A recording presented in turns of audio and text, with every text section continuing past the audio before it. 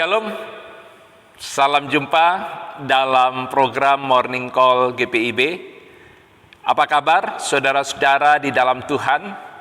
Saya berharap saudara-saudara berada dalam keadaan sehat dan damai sejahtera dan tetap semangat.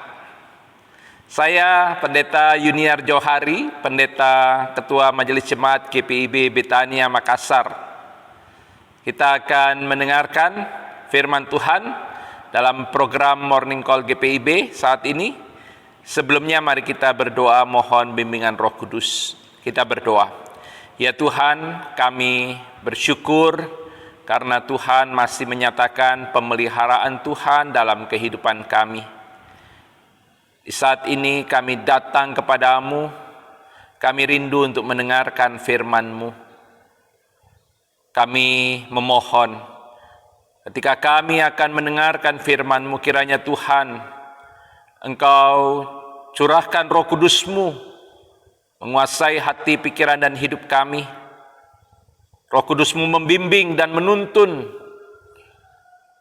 hati, pikiran kami, untuk kami dapat mengerti, memahami, dan juga kami mampu untuk melakukan firman Tuhan dalam kehidupan sehari-hari. Kiranya firman Tuhan menjadi pedoman dalam hidup kami. Firman Tuhan menjadi pelita bagi kaki kami dan terang yang menerangi jalan kami. Inilah kami anak-anak-Mu, bersabdalah kepada kami, kami telah sedia untuk mendengar firman Tuhan. Amin.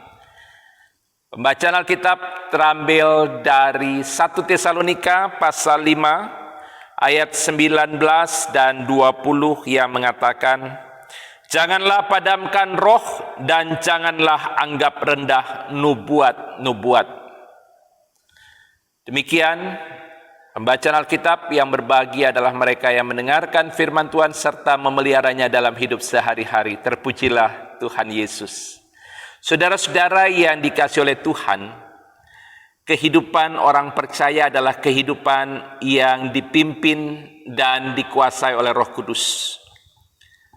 Roh Kudus telah dicurahkan Allah bagi kita sebagai orang percaya. Roh Kudus menyertai kita dan Roh Kudus diam di dalam kita. Dalam bacaan Alkitab hari ini, Rasul Paulus berbicara tentang roh. Istilah roh dalam 1 Tesalonika pasal 5 ayat 19 diterjemahkan dari kata dalam bahasa Yunani yaitu pneuma.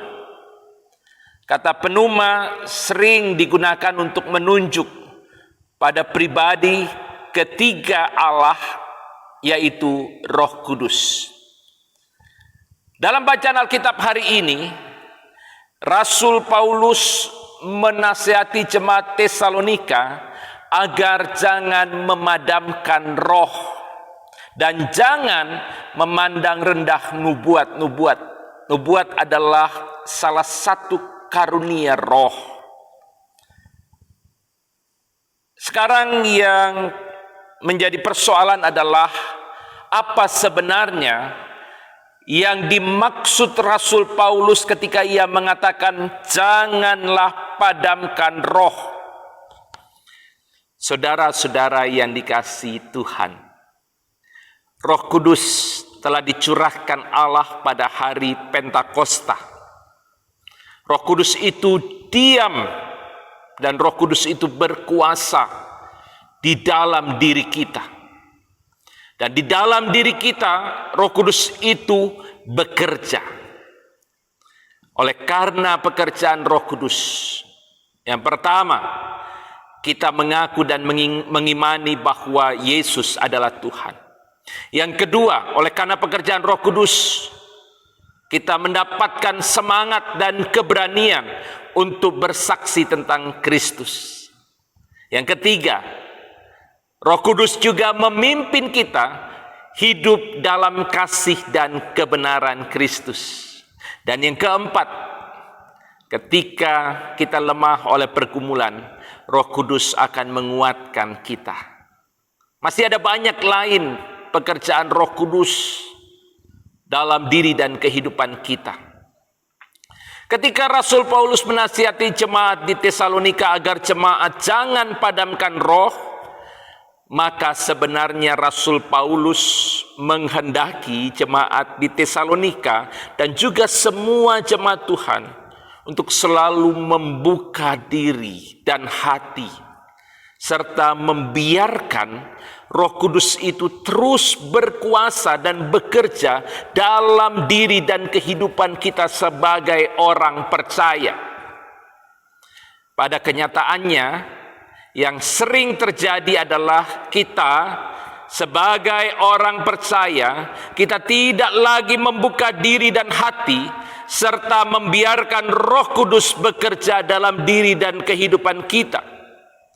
Kita lebih mengedepankan hawa nafsu kita, keakuan kita.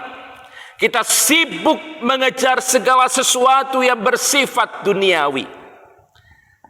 Ketika kita membiarkan hawa nafsu dan keakuan kita, ketika kita sibuk mengejar segala sesuatu yang bersifat duniawi dan tidak membuka ruang bagi Roh Kudus untuk berkuasa serta bekerja dalam diri dan hidup kita. Ketika kita menyingkirkan Roh Kudus dan tidak mau dipimpin dan dibimbing Roh Kudus, maka ketika itu terjadi, sebenarnya tanpa kita sadari, kita memadamkan api Roh Kudus dan segala karya serta pekerjaannya dalam diri dan kehidupan kita. Saudara-saudara yang dikasihi oleh Tuhan, di tengah pandemi COVID-19, marilah kita tidak memadamkan roh. Biarkan Roh Kudus tetap berkuasa dan bekerja dalam diri dan kehidupan kita. Jika kita membiarkan Roh Kudus berkuasa dan bekerja dalam diri kita, maka yang pertama, Roh Kudus akan menguatkan iman percaya kita kepada Yesus Kristus.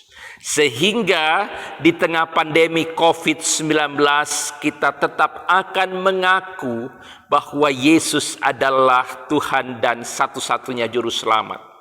Yang kedua, jika kita membiarkan Roh Kudus berkuasa dan bekerja dalam diri kita, maka Roh Kudus akan memampukan kita untuk tetap memuliakan Allah dan menjadi berkat di tengah pandemi COVID-19. Yang ketiga, Roh Kudus akan memberi semangat dan kekuatan kepada kita untuk terus berjuang di tengah pandemi COVID-19, sehingga kita tidak akan menyerah dan putus asa dalam menghadapi COVID-19. Mari saudaraku tetap semangat, terus berjuang dalam tuntunan dan pimpinan Roh Kudus. Dalam tuntunan dan pimpinan Roh Kudus kita akan kuat dan mampu melalui pergumulan dan cobaan hidup, secara khusus di tengah pergumulan dan cobaan hidup menghadapi pandemi COVID-19. Biarkan Roh Kudus itu bekerja, berkuasa dalam diri kita, sehingga kita tetap mendapatkan semangat. Kita tidak akan putus asa karena Roh Kudus itu terus memberikan semangat bagi kita. Api Roh Kudus itu terus menyala sehingga kita tidak akan jatuh dalam pergumulan. Tuhan Yesus memberkati kita. Amin. Mari kita berdoa. Ya Tuhan, terima kasih karena kami sudah mendengarkan firman Tuhan. Kami bersyukur untuk firman-Mu yang menguatkan kami khususnya di tengah pandemi COVID-19. Biarlah kami sebagai orang percaya, kami tetap membuka ruang dalam diri, hidup, hati, pikiran kami, agar Roh Kudus terus bekerja. Biarlah kami tidak memadamkan api Roh Kudus. Biarlah kiranya Tuhan kami mau dibimbing, dituntun, dikuasai oleh Roh Kudus. Jangan biarkan hawa nafsu, keakuan kami kedepankan. Jangan biarkan kami mengedepankan hal-hal yang berkaitan dengan urusan-urusan duniawi. Tuhan, tolong kami. Kiranya Engkau beri hikmat agar kami tetap mau dibimbing, dituntun, dikuasai oleh Roh Kudus. Kami berdoa untuk saudara-saudara kami yang saat ini sedang bergumul melawan COVID-19. Tuhan tolong pulihkan, Tuhan tolong sembuhkan. Mereka yang berada di ruang-ruang isolasi mandiri baik di rumah maupun di rumah sakit, Tuhan tolong jaga lindungi mereka. Kami yakin Tuhan beserta mereka. Tuhan hiburkan, kuatkan mereka. Kau menjadi gembala yang baik, menuntun mereka melewati lembah kekelaman. Mereka tetap kuat, mereka tetap semangat, karena Roh Kudus-Mu menuntun, menyertai, dan menguasai hidup mereka. Bagi yang bergumul berjuang, melawan kematian, Tuhan tolong selamatkan. Kami berdoa untuk para nakes dan juga tim Satgas Covid nasional. Tuhan berkati agar mereka tetap boleh laksanakan tugas dengan baik. Tuhan tetap memberikan kesehatan, kemampuan, semangat untuk mereka dapat melaksanakan tugas dengan penuh tanggung jawab. Tuhan berkati pemerintah bangsa dan negara kami, untuk mereka dapat diberi kekuatan dan hikmat untuk dapat mengatasi pandemi COVID-19. Bagi mereka yang saat ini mengalami dampak tidak langsung dari pandemi COVID, mereka yang kehilangan pekerjaan, mereka yang mengalami persoalan-persoalan ekonomi dan keuangan, Tuhan tolong selamatkan mereka. Terima kasih ya Tuhan. Kami serahkan seluruh hidup kami ke dalam tangan-Mu. Biarlah kiranya Engkau berjalan bersama kami melewati badai pandemi COVID-19. Tuhan tolong selamatkan kami. Bagi yang berduka cita, Tuhan hiburkan, kuatkan mereka yang ditinggalkan oleh orang-orang yang mereka kasihi. Mereka yang saat ini harus berduka cita karena saudara-saudara mereka meninggal karena pandemi atau karena virus COVID-19. Tuhan tolong hiburkan, kuatkan mereka. Terima kasih ya Tuhan. Inilah doa kami. Doa ini kami peralaskan dalam nama Tuhan Yesus Kristus, Tuhan dan Juru Selamat kami yang hidup. Amin. Selamat menjalani aktivitas. Tuhan Yesus memberkati. Shalom.